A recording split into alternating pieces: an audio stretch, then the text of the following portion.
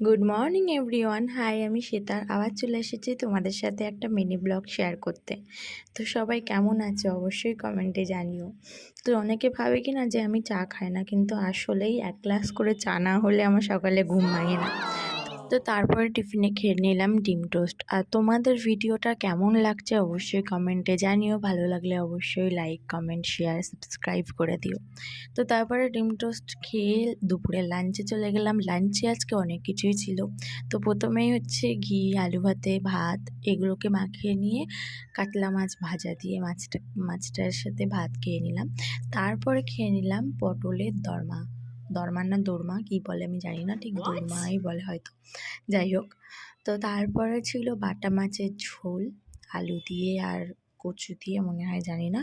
তো আলু দিয়ে আর বাটা মাছ দিয়ে ভালো করে ভাত খেয়ে নিলাম। সন্ধ্যাবেলা আজকেও বসেছিলাম ক্লে আর্ট করতে।